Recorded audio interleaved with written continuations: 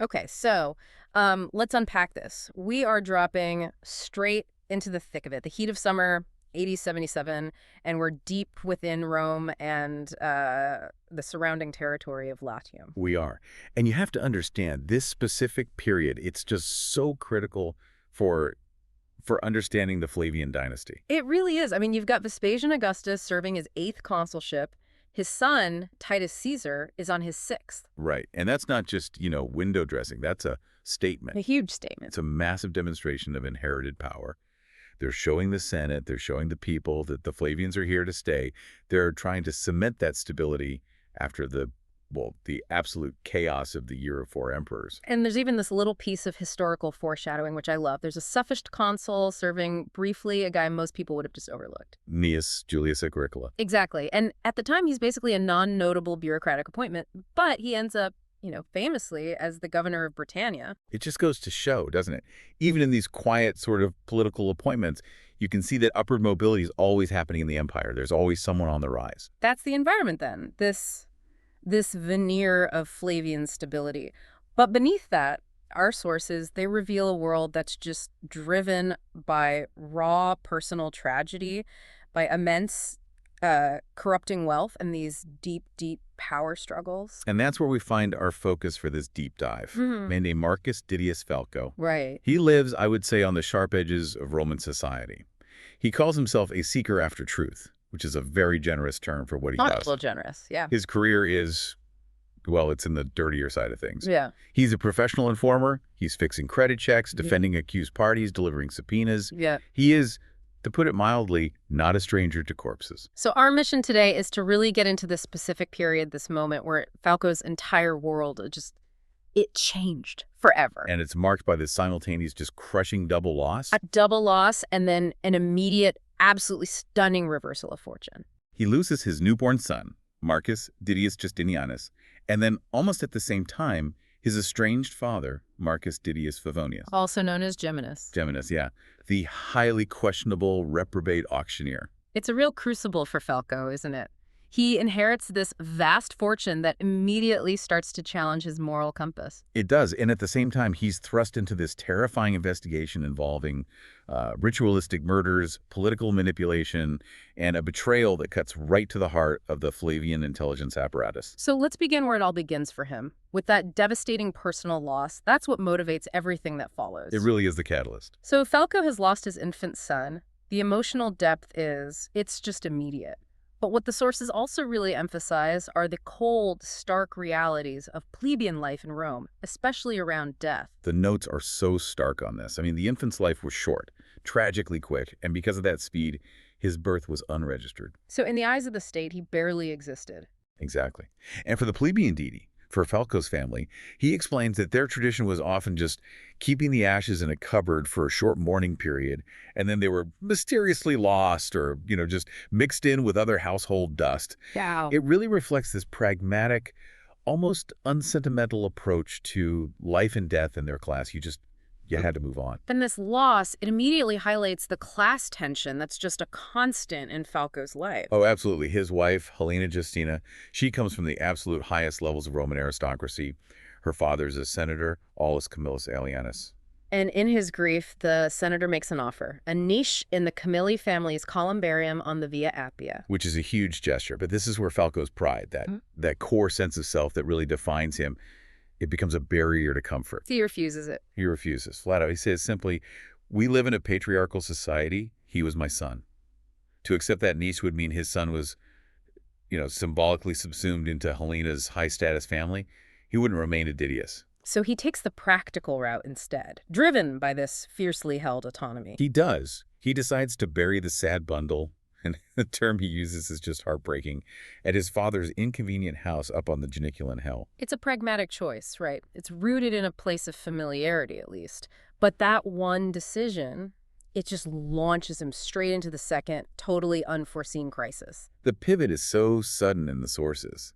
He arrives at the villa, probably expecting to find his father, Geminus, making some raucous joke or irritating everyone with poorly timed advice. Exactly. But instead, he's greeted by this subdued, massive crowd of household slaves and freedmen. And they're described as oddly relieved to see him. Oddly relieved, yeah. And the news is just blunt. Their dear master passed away early this morning. The analysis of the slave's behavior is, I think, profoundly revealing about the realities of Roman law, why relieved, but also why were they so anxious? Well, it's life or death for them, quite literally. Roman law was brutally clear on this, especially for a large household like the one Geminus owned. If the master's death was determined to be unnatural, if there was any serious doubt about the cause, any suspicion of foul play, They were all liable. every single slave in that household could be put to death, sometimes by crucifixion. It was punishment for failing to protect their owner. So Falco's reputation as an informer, someone who deals with corpses, that would only amplify their fear. It absolutely does. Yeah. They need him, the heir, to come in and quickly, confirm that the death was natural, to sign off on it. And Falco, even in the middle of all this, he still has a cynical eye. He notes how absurd it is that they're calling his father dear master. Oh, yeah. This was the man known by half of Rome as that bastard Favonius. So he sees the performance they're putting on? He sees the performance, but he also has to acknowledge the immense gravity of the moment, of this transition of power. Geminus has been elaborately laid out in the Roman custom. He's washed, anointed, dressed in an embroidered tunic and toga. Given a wreath. And a truly ridiculous flower garland, which is, a final absurd flourish that feels very appropriate for the old auctioneer. The key here, though, is the immediate symbolism of succession. It's all laid out for him. It is, absolutely. His heavy hematite seal ring and the key to his bank box are placed out in the open in a bronze dish. It's an explicit message. The very explicit message that trappings of his life were no longer needed. The power of his persona has transferred, and Falco is just standing there over the corpse of this man, this garrulous, sociable soul who he had hated for running away with his redhead mistress Flora 30 years ago. And he feels something shift. He does. He experiences this deep psychological conflict. He suddenly realizes he can't imagine life without his father's raucous, complicated jokes and that cracking grin. It's an instant of genuine, completely unexpected grief, all mixed in with 30 years of profound resentment. And with the body barely cold, the dreadful, overwhelming duty just lands squarely on his shoulders. He thinks, I'm the heir. Me. He is. Instantly and inescapably, he's designated as the heir. I mean, if Geminus had died without a valid will, Falco, as the surviving adult son, would automatically take the role under Patria Potestas. But there is a will. There is a will, which makes the duty even more explicit and crushing. In Roman law, you have to understand, the heir must act as a legal extension of the dead man. So that means, what? Paying his debts? Everything. Honoring the gods on his behalf, paying debts immediately, preserving the property, and this is the most daunting part, fending off any disinherited parties. Which, for a man like Geminus, must have been a long list. A very long list. The text accurately calls the sudden burden a complex rat's nest of his business affairs and his dubious private life. This duty, this executorship, it was so complex and fraught that many Romans actually backed out of inheritances. But Falco, he seems trapped by the legal and moral necessity of it all. And the atmosphere surrounding this transfer of power is just palpable. You have this thick swarm of people there, the low-grade family mixed with these high-class but very dubious business associates. It's a real rogues gallery. On one side, you have Falco's loyal core, his formidable mother, Junia Tacita, who is finally, taking back her status as the matriarch. Right. Then there's his sister, Maia Favonia, who's frighteningly good at running the accounts and has a very keen sense of propriety. And his brother-in-law, Petronius Longus. Petro, Yeah. The steady vigils inquirer who is his best friend and his professional backup. We should probably pause on Petro just quickly for anyone just jumping in. The Vigils Urbani in Rome, they were basically the city's police and fire brigade rolled into one. Right. And Petro being a vigils inquirer means he's part of the official investigation branch. That gives Falco this crucial legal reach that a private informer often lacked. He's Falco's anchor to legitimate law enforcement. Exactly. And then, contrasting Petro's official capacity, you have the funeral train attendees. The vultures. They really are. They represent all of Geminus's worst habits. You've got Clusius, the devious rival auctioneer who already wants a piece of the pie. Veruntius, the crooked road contractor. And Lentulus, Helena's brother's Batman, who Falco just looks at and thinks is an accident waiting to happen. They're all there just jostling, trying to confirm if they're named in a codicil or a debt ledger somewhere. The funeral rite itself. This is where the personal trauma and the succession drama, they reach this truly profound, disturbing, and moving peak. The sources describe this incredibly personal moment. Falco, in a final act of devotion to the son he barely knew, he climbs onto the bier, Right over his father's body. and he lays the small, sad bundle of his one-day-old son upon the breast of his deceased father. And this happens just moments before the undertakers perform the final rite of opening Geminus's eyes, so he can see his way onto Charon's Ferry. So, in essence, he's linking the two deaths forever. He's granting his son the protection of the only family wealth he will ever know. It feels like an act that solidifies Falco's acceptance of this crushing dual burden of grief and legacy. But that legacy, once it's actually unveiled, it turns out to be a legal minefield, even more complex than he could have possibly anticipated. It really is. The will is read, and it's short, simple, and surprisingly outdated. 20 years old. Written 20 years ago, naming my sons as the heirs. And since his brother Festus died years ago in Judea, Falco gets everything else. and everything else is a genuine, astonishing fortune. The material makes it so clear. This wasn't the inherited, status-driven Roman land that mattered to the Senate. This was new money, And Geminus was a master of it. a true master. Falco inherits a grand house on the Janiculum, a larger, exceptionally well-staffed villa on the coast below Ostia, exquisite furnishings, and most importantly, a powerful ongoing cash flow. This is a life-changing moment. The sources note his mental calculation is immediate and transformative. Of course. He realizes he could stop being an informer. He could live without anxiety for the rest of his days. The grubby gamut of Roman litigation that he always resented running, it's suddenly optional. It's the ultimate temptation, isn't it? He has always prided himself on surviving by his wits, often running short on rent. And now the social stigma of being a plebeian investigator, that new money versus old money snobbery, he could overcome all of it. But this immense financial relief comes immediately wrapped in legal peril. It always does. And this is where we hit the technical jargon that really drives the plot, the fedia commissum. The good faith undertaking, yes. This was a fresh codicil, something introduced after Geminus's recent return from Egypt. Okay, so a fidei commissum. We need to be clear on what this is. It's critical to understand. In Roman law, this was essentially a trust. It's a transfer of property or wealth to an heir. But it comes with a moral or an honor-based instruction to pass on a portion of it to a third party. And it was initially unenforceable by law. Exactly. It relied entirely on the heir's good faith, his honor. That's why it's called a good faith undertaking. If Falco chose to ignore it, he might get away with it legally, but his reputation would be in tatters. And the recipient of this trust is the one person who puts the entire fortune at risk. Thalia. The brazen contortionist and circus manager? Yes.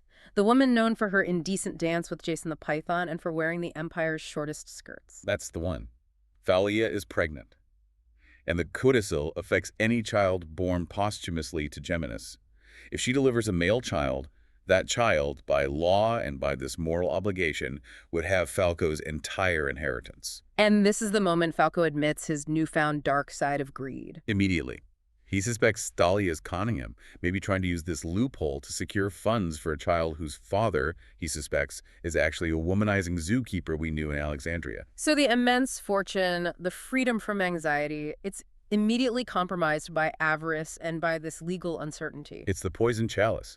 He has secured his future, but now he has to decide how far he's willing to stoop to protect it. And that internal moral struggle, the avarice versus the grief, is immediately interrupted by the reality that his father's business interests require him to dive right back into the world of investigation. Okay, so Falco finds a compromise. He's not going to give up being an informer, but he can't ignore the business. Right. He decides he'll be a joint auctioneer informer. He sets up shop in the Psyche de Julia. But this new role, it immediately reveals the genius and the corruption of his father's business acumen. The scale of Geminus's operation is just staggering. It really is. Falco discovers that his father owned 111 marble statues at the coastal villa.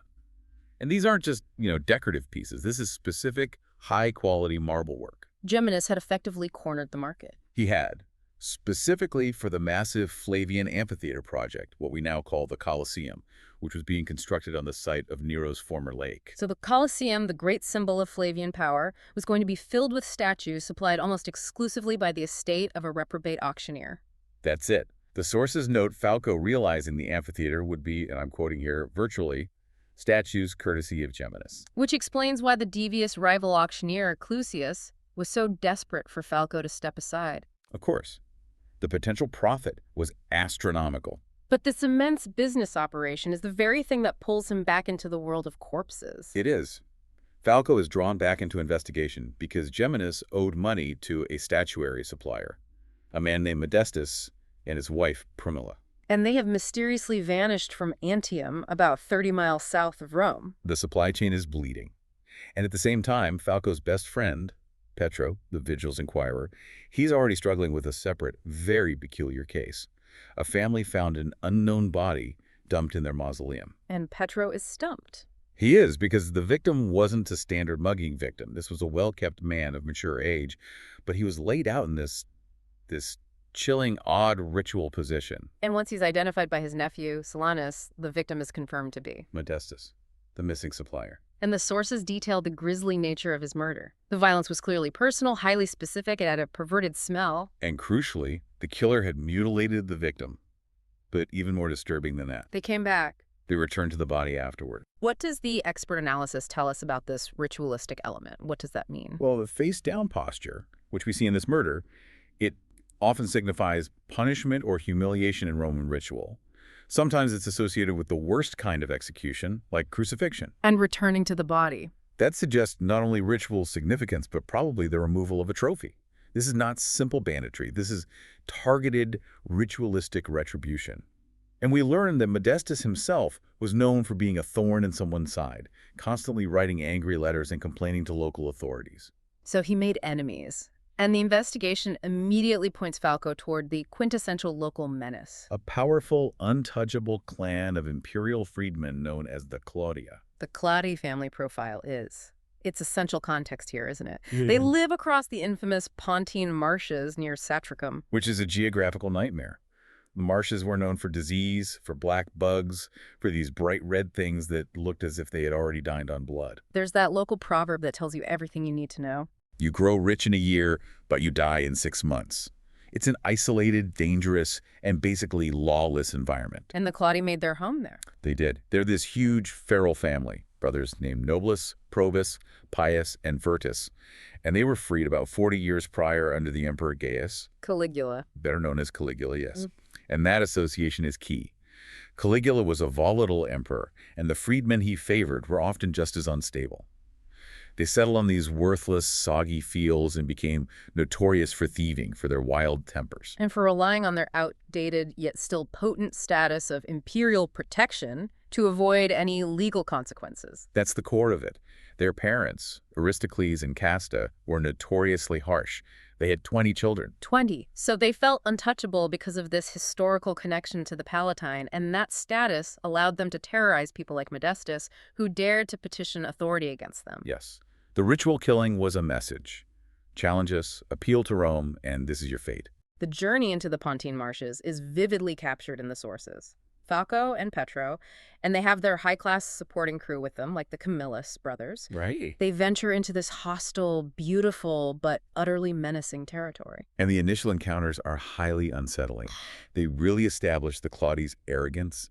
They meet Probus, one of the brothers, who lives in this dilapidated shack guarded by a ferocious mastiff named Fangs. And Probus is openly proud of their notoriety. Falco also visits Claudius Nobilus's empty shack, and he learns a crucial piece of backstory from the other women there. He does. That Nobilus's wife, Demetria, ran away 3 years ago after Nobilus savagely beat up her new boyfriend, a man named Costus.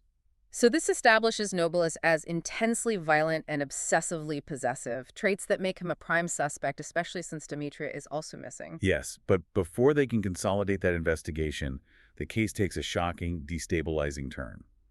A second body is found. And this time, it's back in the very heart of Rome, in a necropolis on the Via Triumphalis. The victim is a young courier, but the ritual link, it's just undeniable. The killer used the exact same technique. The exact same MO, which suggests the murderer is mobile or perhaps has accomplices in Rome. The victim was face down, arms outstretched, mimicking a crucified slave. His hands were hacked off and placed neatly by his head.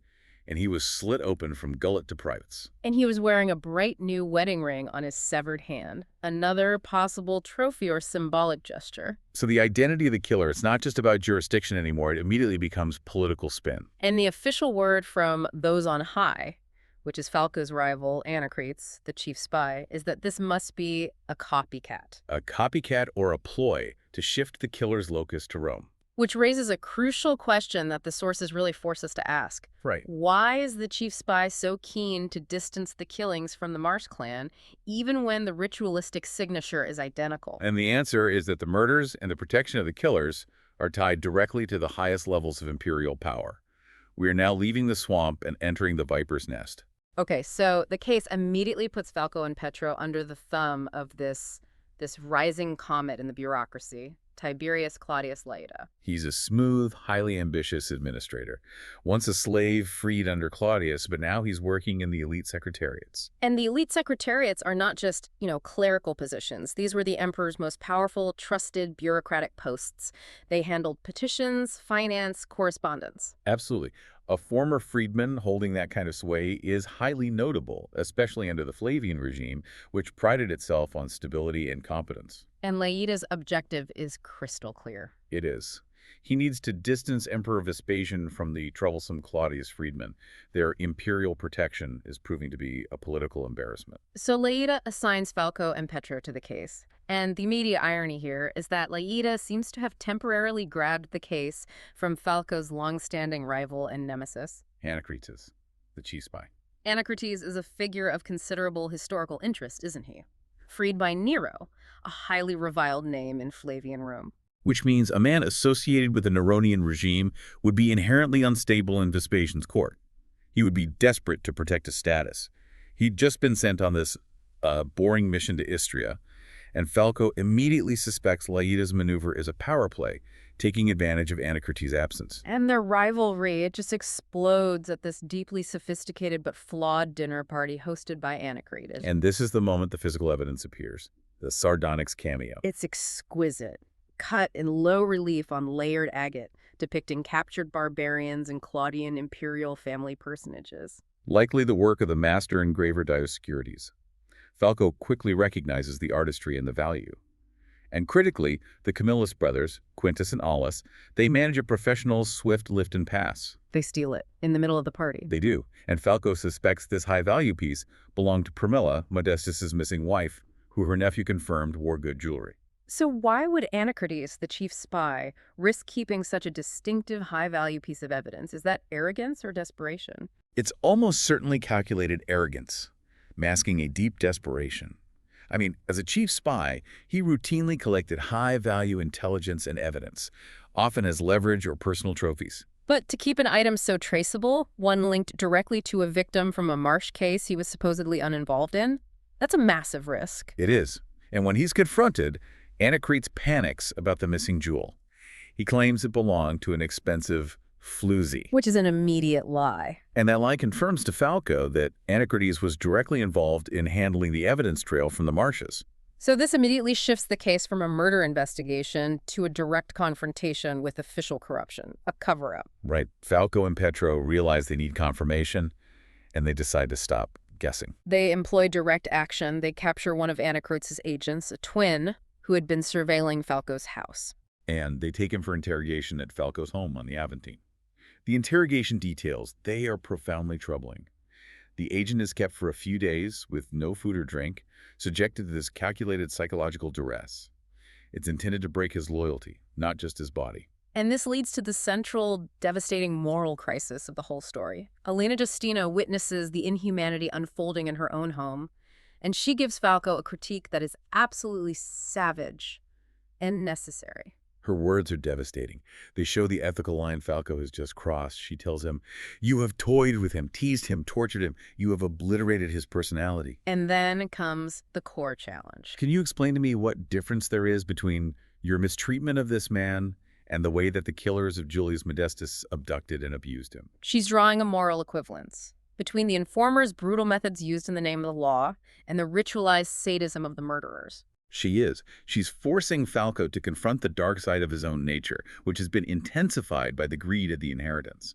It's no longer about justice for him. It's about brutality. And what's fascinating is that the agent, a seasoned spy, ready for humiliation and physical torment, he breaks only when Helena is present, under this immense moral pressure. He does. He croaks out the crucial revelation, the high-value cameo.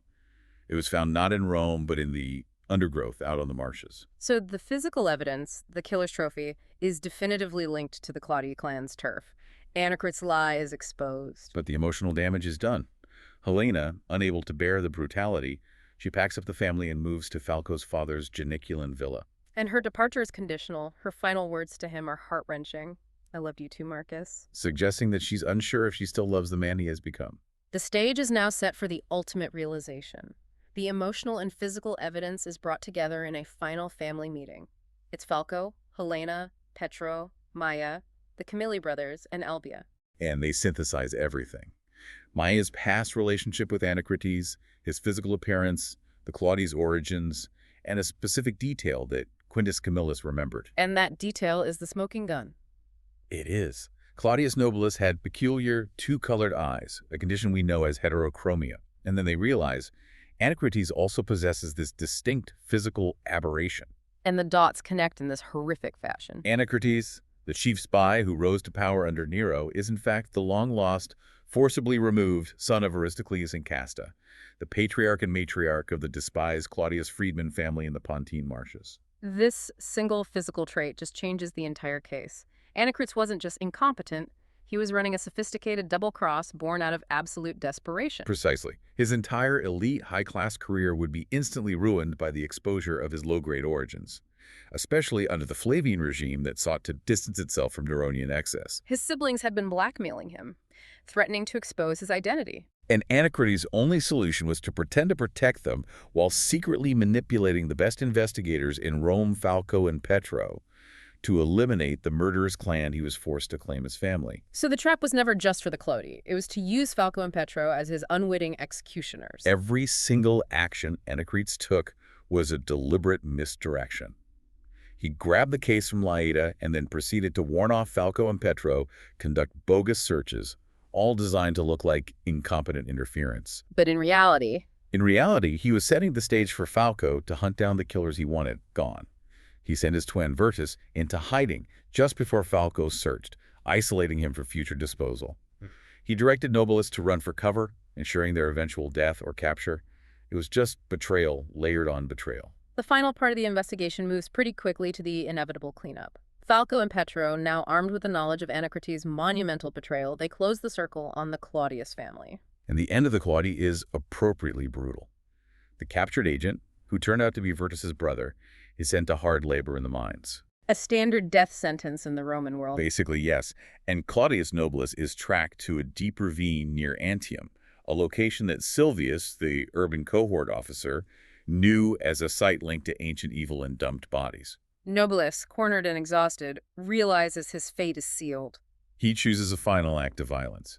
He charges onto the raised swords of Falco, Justinus, and Silvius, killing himself instantly. But the case isn't closed just by his death. No, they confirm his status as the savage killer of Demetria, his runaway wife. By finding the same symbol, a doll nailed to a door, that Anacris had used 2 years prior to destroy Maya's home. Which confirms Nobilis' depravity, but also the extent of Anacrit's calculation. He was using his own siblings for his personal vendettas years before this. And the body count rises.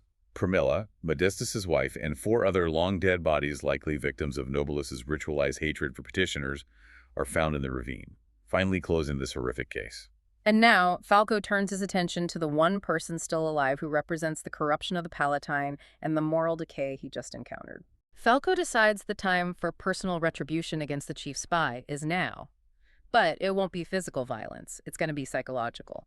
He tracks Anacris to the bathhouse, where the spy is undergoing a highly painful, effeminate, and very aristocratic beauty treatment. Yes, hot pitch poured directly on his exposed genitals for hair removal. It's a treatment designed to show his absolute dedication to high-class refinement, the very status he was so desperate to protect.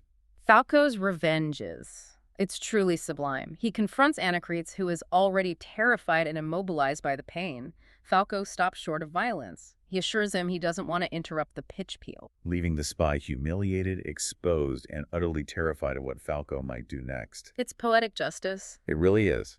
Falco reminds Anacretes of the spy's own philosophical warning. When a man receives more from fortune than he should, winged Nemesis will come along and right the balance. Falco believes Anacretes' hubris, his attempt to climb beyond his low origins and murderously hide his family, has brought about his own downfall. And Anacretes is later forced to flee the Palatine, professionally ruined. So, as the professional closure is achieved, the personal wounds begin to heal. Helena returns to the Aventine house. She does. After Falco removes the captured agent and physically cleanses the house of its brutal residue, she is satisfied with the final pursuit of justice, even if the path there was morally ambiguous. And we see the future begin to take shape through his adopted daughter, Flavia Albia. Right. Having witnessed the brutal reality of Rome's power structures, and having been surveilled by the spies herself, Albia rejects the gentle, aristocratic path Helena's father had offered her. She chooses Falco's original, squalid path instead.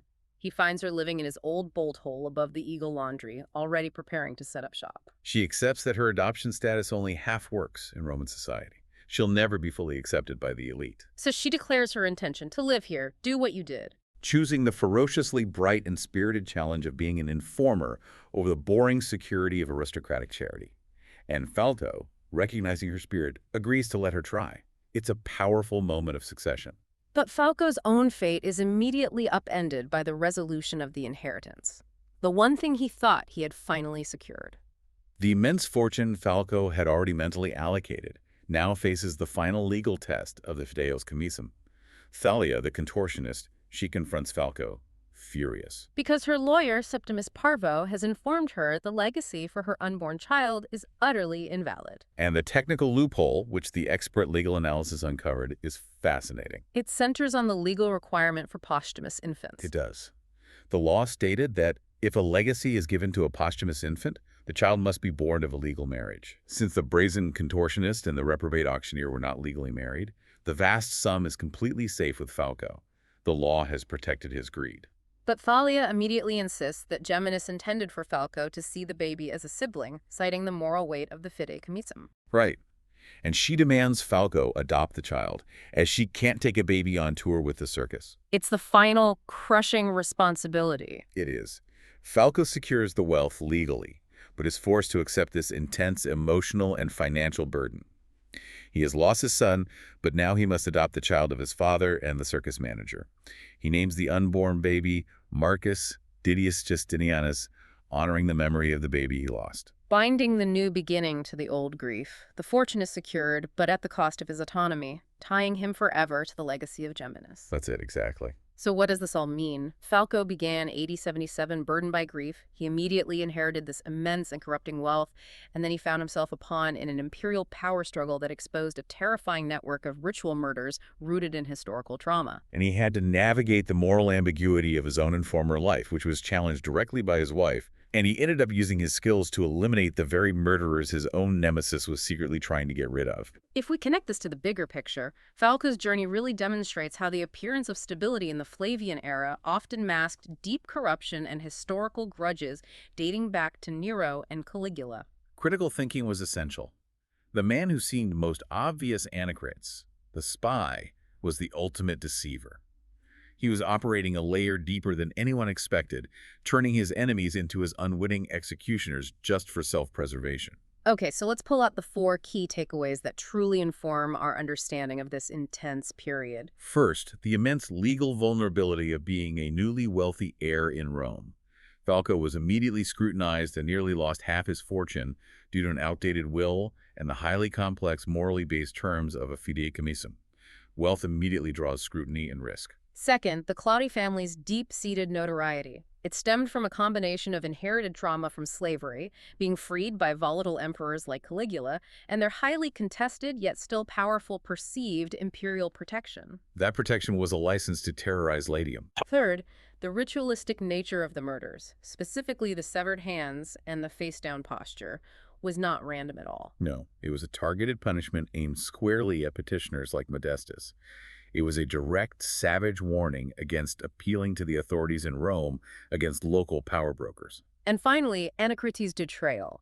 It was a masterclass in sophisticated self-preservation. He used the very best investigators, Falco and Petro, to eliminate his own murderous blackmailing family, protecting his secret low-birth origins from discovery in the imperial court. Which leaves Falco in a truly unique position. He rejected his father's immense fortune by, mentally spending it, then found himself legally bound to the child of his rival, a child he now names for the son he lost. So the final provocative thought for you to consider is this. Having secured his fortune but lost his emotional freedom, does Falco allow the bitterness of the inheritance and the memory of the Marsh violence to redefine his character? Or does he find a way to embrace and honor his father's final, twisted wish for the future of the adopted child, Marcus Didius Justinianus?